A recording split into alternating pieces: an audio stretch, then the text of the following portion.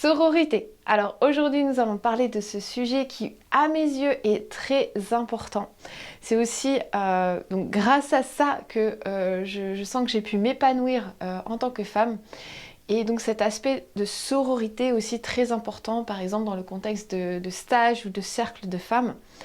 Donc je voulais vous faire une vidéo spécialement dédiée à ce sujet.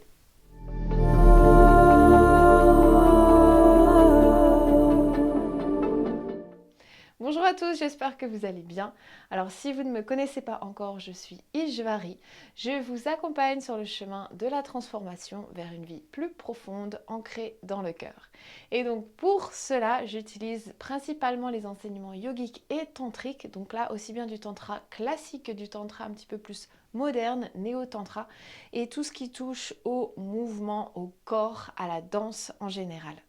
Alors si tous les sujets autour de, par exemple, la sexualité sacrée, des relations conscientes, du tantra en général, du sacré, des rituels, de la danse, du mouvement en général, et aussi cet équilibre du féminin et du masculin à l'intérieur de nous, si tous ces sujets-là vous intéressent, abonnez-vous, vous ne serez pas déçus. Donc tous les jeudis, il y a une nouvelle vidéo. Alors allons explorer ce sujet de la sororité. Alors c'est vrai que dans le monde entier en général, mais principalement en France, on va dire qu'on a cette notion de fraternité. C'est vraiment quelque chose que l'on connaît parce que ça fait vraiment partie de la devise de notre pays. La sororité n'est pas forcément mise en avant, même si on commence à en parler un petit peu plus de nos jours. Des fois, c'est pas forcément bien compris. Pour la petite définition, donc sororité, ça vient du mot latin soror, qui signifie sœur ou cousine. Donc il y a vraiment cet aspect de solidarité entre femmes avec ce terme, sororité ou sisterhood. Peut-être que vous avez entendu ça aussi. Là ici, j'aimerais vous partager mon expérience personnelle dans ce monde-là, parce que je pense qu'il va y avoir beaucoup de femmes qui vont se retrouver dans ma propre expérience. Moi, c'est vrai qu'avant, j'étais dans un sens beaucoup plus confortable avec les hommes, en compagnie d'hommes, en compagnie du masculin. J'avais beaucoup plus d'amis hommes que d'amis femmes. Je ne sais pas pourquoi, ça s'était fait naturellement comme ça. C'est juste que j'étais donc plus à l'aise à être entourée d'hommes. Les femmes étaient quand même présentes, mais je sentais quand même en général, inconsciemment, en fait, il y avait beaucoup de jalousie, de comparaison envers les femmes. Et du coup, j'avais un peu de mal à m'intégrer, j'avais un peu de mal à partager, j'avais un peu de mal à vraiment connecter profondément avec les femmes. Et donc pour moi, le gros shift qui s'est passé à un moment dans ma vie, c'est quand je suis arrivée dans le tantra justement, et que j'ai découvert un petit peu, c'est un petit peu comme si je découvrais cette solidarité entre femmes. Les cercles de femmes aussi, on se réunissait tous ensemble. Au début, j'étais super mal à l'aise de me retrouver juste dans des cercles de femmes. Je ne voulais pas forcément y aller. Pour moi, c'était un espace très vulnérable en fait d'aller dans ce genre d'espace-là.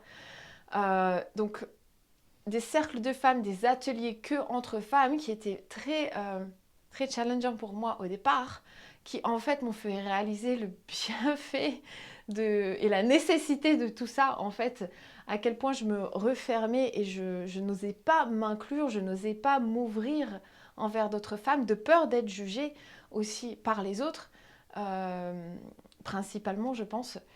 Et tout ce concept de jalousie aussi par derrière. À ce moment-là aussi, j'ai commencé les relations ouvertes et ça a été très difficile parce qu'il y avait donc là ici beaucoup de jalousie, beaucoup de challenges pour moi. Et donc toutes ces expériences-là m'ont vraiment aidé j'ai l'impression, à construire cette féminité en moi, à éviter de... C'est un petit peu comme si je la rejetais en fait, au travers du rejet des femmes, je rejetais ma propre part de féminité en moi. Je ne l'assumais pas. Je n'osais pas l'honorer en fait avec ça.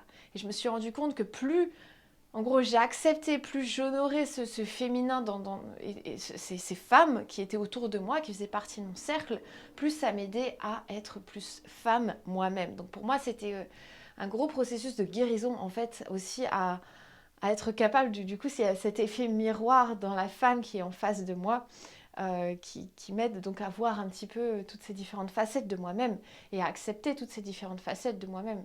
Donc pour moi, c'était vraiment une grosse révélation d'aller dans ces cercles de femmes. Et plus ça allait, et plus en fait je sentais que j'avais besoin de ça.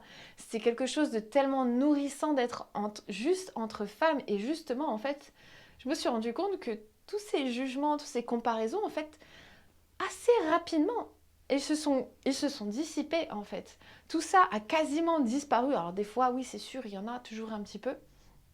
Mais le fait d'explorer en conscience le féminin en général, la sensualité, la sexualité entre femmes et donc les relations ouvertes aussi, pour moi, ça a été, ça a été une grosse révélation parce que dans toutes ces femmes que je voyais où il y avait de la jalousie en fait, où il y avait beaucoup de jugement au départ quand je rencontrais donc ces autres femmes, ces autres lovers avec qui donc on partageait le même homme, où il y avait beaucoup de challenges pour moi quand je m'asseyais en face d'elles et que je les voyais, que je les écoutais, qu'on partageait un petit peu nos visions, notre vie, nos insécurités.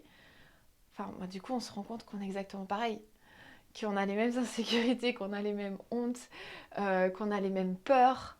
Et que du coup, rien que sentir ça, ça nous faisait connecter, ça nous faisait devenir plus proches. Et en fait, il y a plein de femmes comme ça qui sont devenues des amies et certaines très très bonnes amies à travers ce challenge-là comme ça.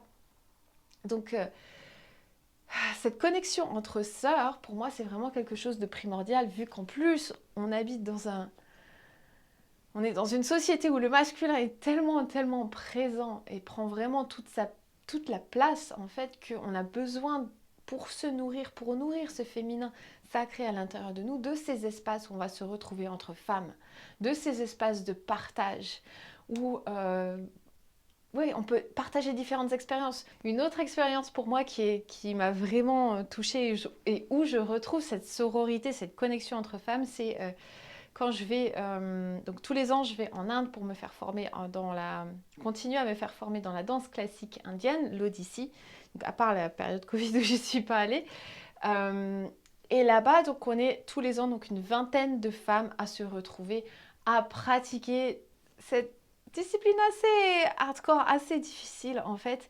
Et donc rien que se retrouver entre femmes dans un autre pays, dans un autre contexte, où on est tous passionnés par la spiritualité, par la danse, par le mouvement, par la culture indienne en général, et à partager cette discipline qui n'est pas évidente, ça crée des liens vraiment magnifiques et vraiment incassables. Même si certaines de ces femmes, je ne les revois pas souvent, on se voit peut-être juste une fois par an, mais on partage quelque chose de tellement fort ensemble que cette connexion est là, que cette sororité est là. Et c'est pas quelque chose qui va se détruire facilement en fait. Et donc j'en vois aussi l'importance dans les stages pour femmes que je propose.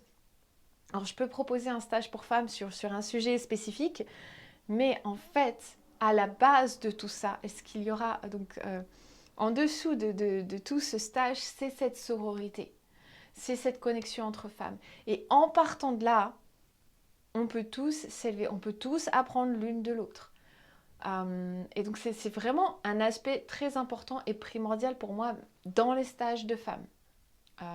En général. Et en fait, ça devrait être partout aussi. Donc la sororité, pour moi, c'est vraiment quelque chose d'important, de nécessaire, de primordial pour se développer en tant que femme, en fait.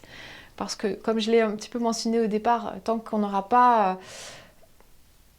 qu'il y aura ces jugements et cette fermeture, en fait, cette comparaison avec d'autres femmes, en fait, tout ça, c'est des propres jugements qu'on va avoir sur nous-mêmes. Il n'y aura pas cette ouverture à notre propre féminité en général. Donc il y a cet aspect d'entraide, de solidarité, de soutien, de partage qui est vraiment fort dans cette sororité. Il y a une sorte d'acceptation, d'ouverture, du non-jugement. C'est un petit peu donc cette ouverture de cœur, cette connexion de cœur à cœur entre sœurs qui se fait en fait entre femmes de toutes les différentes lignées, de différentes origines. Il y a cette base-là en fait. Dans ces espaces-là, il y a cette sorte de liberté et d'authenticité en fait qui va être autorisée, où on va s'autoriser ça en fait. Très souvent, on se met des masques pour se protéger. Et là, ici justement, on enlève ces masques, on fait tomber ces masques. Il y a cette ouverture qui se crée.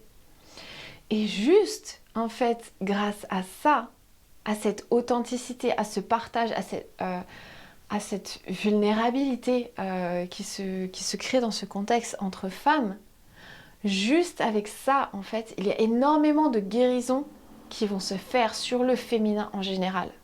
J'ai pu observer ça de mes propres yeux, j'ai pu le sentir moi-même, toute cette beauté qui est présente lors de ce partage, de cette ouverture qui est possible.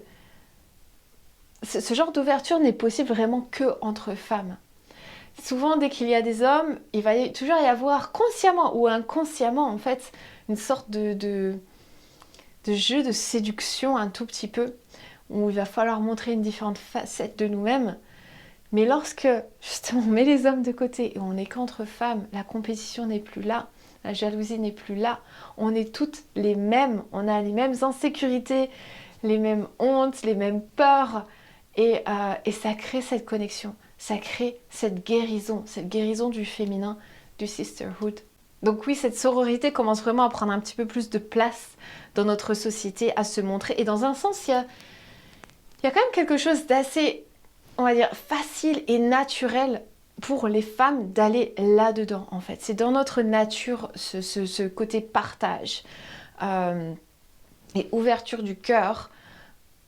Et même si dans un sens, on entend plus parler de la fraternité, ou du moins on a plus une idée de ce que c'est cette fraternité, pour moi, en tout cas de ce que je peux observer, mon propre opinion là-dessus, la fraternité, elle n'est pas vraiment mise en place. Il n'y a pas vraiment un modèle de fraternité dans notre monde d'aujourd'hui.